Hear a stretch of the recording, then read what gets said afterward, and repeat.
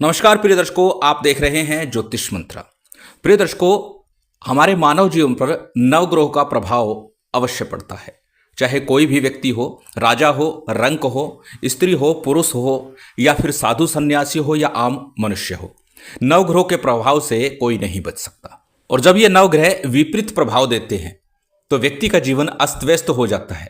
राजा रंक हो जाता है, सम्मान अपमान में बदल जाता है, खुशियां दुखों में बदल जाती है। इसके ठीक विपरीत दूसरी क्रिया भी संभव है। यदि शुभ स्थिति बन जाए ग्रहों की तो रंक राजा हो जाता है। दुख दरिद्रता में जीने वाला व्यक्ति अचानक से धनवान बनने लगता है। सभी खुशियां उसके पास आने लगती हैं और प्रत्येक कार्य उसका शीघ्रता से बनने लगता है। यही प्रभाव है नवग्रहों का। सभी ग्रह सूर्य भगवान की परिक्रमा करते हैं और अपनी अपनी गति के अनुसार 12 राशियों का चक्र पूरा करते हैं, जिसमें सर्वाधिक लंबे समय तक गोचर करने वाले ग्रहों में शनि, राहु और बृहस्पति माने जाते हैं, जो लंबे समय तक एक राशि में भ्रमण करते हैं, गोचर करते हैं। यूं तो गोचरवश हर माह कोई ना कोई ग्रह बदलाव करता ही रहता है। सूर्य प्रत्येक माह करते हैं, बुध भी लगभग 27 दिनों में कर देते हैं, जिसका व्यक्ति के जीवन पर अच्छा या बुरा प्रभाव अवश्य पड़ता है, जिसके कारण बनते काम कई बार बिगड़ने लगते हैं और बिगड़े हुए काम बनने लगते हैं। और आज नवग्रह मंत्र की साधना है। यदि ये साधना, ये प्रयोग पूरा कर लेते हैं, फिर नवग्रह की पीड़ा कभी जीवन में परेशान नहीं करती। क्योंकि जब हम नवग्रह के उपचार के लिए किसी के पास जाते हैं तो बहुत सा धन खर्च हो जाता है। यहाँ तक कि अपनी जन्म पत्रिका का आकलन कराने के लिए, विश्लेषण कराने के लिए बहुत बड़ी धनराशि अदा करनी पड़ती है। और कई बार प्रत्येक व्यक्ति बड़ी धनराशि नहीं दे सकता या ज़्यादा धन खर्च नहीं कर सकता उपायों के तौर पर।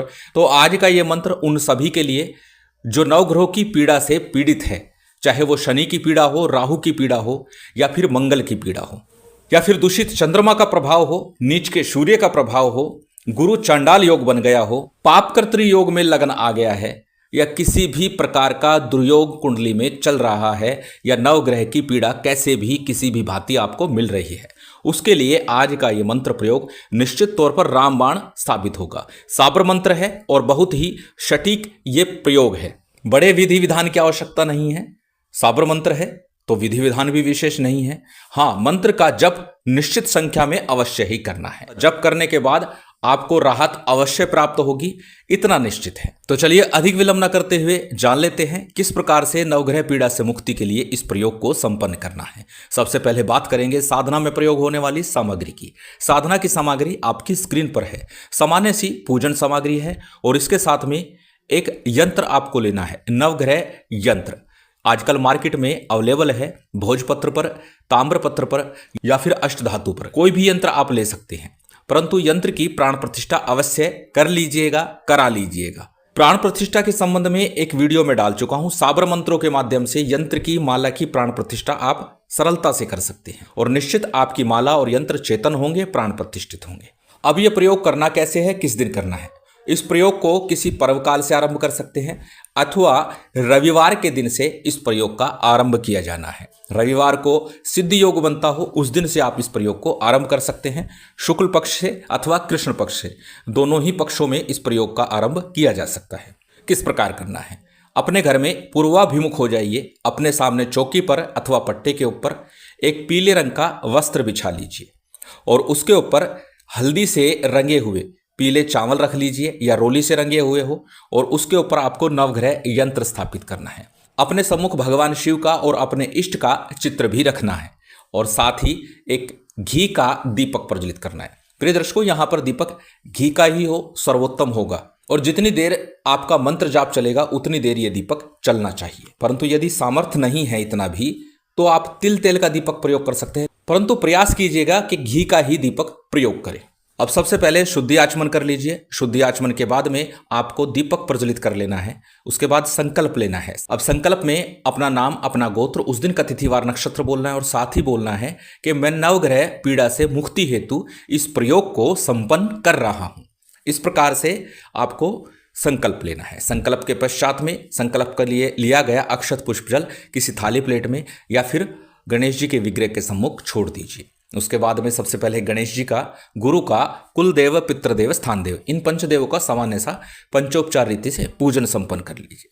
उसके बाद भगवान शिव का पूजन कीजिए, अपने इष्ट का पूजन कीजिए, साथ ही साथ भैरव जी का पूजन और नवग्रहों का पूजन कीजिए। यदि नवग्रह के मंत्र नहीं आते हैं तो मात्र नमन करते हुए अक्षत छोड़ते चलिए नवग्रहों के नाम से, बस इतना ही पर्याप्त है। और उसके बाद में सामान्य अक्षत, पुष्प, धूप, दीप, नैवेद्य जो भी हो वो अर्पित करते चले जाइए। जो आपने नवग्रह का यंत्र रखा है उसी के ऊपर ये पूजन आपको संपन्न करना है। नवग्रह पूजन के बाद में सबसे पहले एक माला आपको गणेश मंत्र की करनी है। ओम गंग गणपति नमः इस मंत्र का आपको जप करना है, या ओम गणेशाय नमः ये मंत्र भी जप सकते हैं।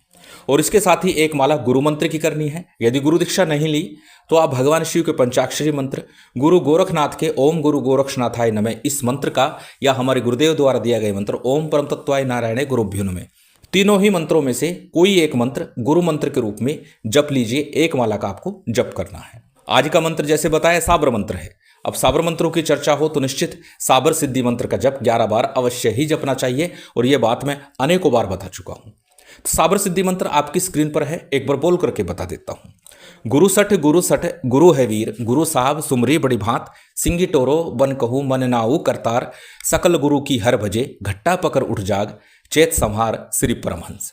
इस मंत्र का किसी सिद्ध योग में एक माला जप के इसे सिद्ध कर लीजिए, और उसके बाद प्रत्येक साबर मंत्र की साधना में 11 बार इसका जप अवश्य कीजिए। जब आप साबर सिद्धि मंत्र का जप पूर्ण कर ले, उसके बाद में आज का जो मूल मंत्र है इसकी 11 माला का जप करना है। 11 माला नित्य प्रति जपते हुए 11 दिनों तक इस प्रयोग को आपको संपन्न करना है। जैसे बताया था निश्चित संख्या है, 11 माला कम से कम आपको जपनी ही जपनी है, और यह प्रयोग प्रातःकाल में करना है। यदि संध्या काल भी जपना चाहें तो इस मंत्र का जप कर सकते हैं। प्रिय दर्शकों, यकीन मानना यह मंत्र इतना चेतन और शक्तिशाली है कि 11 दिन पूरे होते होते आपको खुद को महसूस होने लगेगा कि नवग्रहों का प्रभाव, जो शनि, राहु, केतु, मंगल, सूर्य, जो पाप ग्रह आपको पीड़ा दे रहे थे वो अब शांत होते दिखाई दे रहे हैं। आपके कार्य बनने लगे हैं, अड़चने दूर होने लगी हैं। अत्यंत प्रभावशाली ये मंत्र है। चलिए अब जान लेते हैं उस विशेष खास शक्तिशाली नवग्रह मंत्र को। मंत्र आपकी स्क्रीन पर है, स्क्रीनशॉट ले सकते हैं, किसी कॉपी नोटबुक में नोट कर सकते हैं। मंत्र को एक बार बोल करके बता देता हूं। मंत्र इस प्रकार है। ओम गुरुजी कहे चेला सुने, सुन के मन में गुने, नवग्रहों का मंत्र जपंते, पाप कटंते, जीव मोक्ष पावंते, रिद्धि सिद्धि भंडार भरंते, ओम आंग चंग मम बुम गुंग शुम शम राम किंग चैतन्य नवग्रहेभ्यो नमः। इतना नवग्रह शाबर मंत्र संपूर्ण हुआ। मेरी भक्ति, गुरु की शक्ति, नवग्रहों को गुरुजी का आदेश आदेश आदेश। मंत्र थोड़ा सा बड़ा है, परंतु 5, 7, 10 बार जब इसे दोहराएंगे तो निश्चित याद हो जाएगा, और याद करने के बाद ही मंत्र जप करना चाहिए। दूसरा पर्याय मैंने बताया हुआ है, ऑप्शन है। करना क्या है कि भोजपत्र के ऊपर इस मंत्र को लिख लीजिएगा रक्त चंदन से, लाल रंग के चंदन से, और उसके बाद इसे सम्मुख रख के इस मंत्र का जप करेंगे तो भी यथेष्ट लाभ होगा। और फिर इस भोजपत्र को किसी शीशे के फ्रेम में लगा करके रख दीजिए नवग्रह यंत्र के साथ, तो भी आपको संपूर्ण नवग्रह की शुभता प्राप्त होगी। अत्यंत सरल विधान है। यदि नवग्रहों की पीड़ा से आप परेशान हैं तो यह प्रयोग आपको अवश्य करना चाहिए। महामाई की विशेष कृपा आप सभी को प्राप्त हो, यही कामना है, और उम्मीद करता हूं आज की ये जानकारी, ये वीडियो आपको अच्छी लगी होगी। यदि अच्छी लगी हो तो कृपया लाइक कीजिएगा, शेयर कीजिएगा। यदि चैनल पर नए हैं तो सब्सक्राइब कर बेल आइकन बटन दबा दीजिएगा। जय माता दी, जय श्री राम।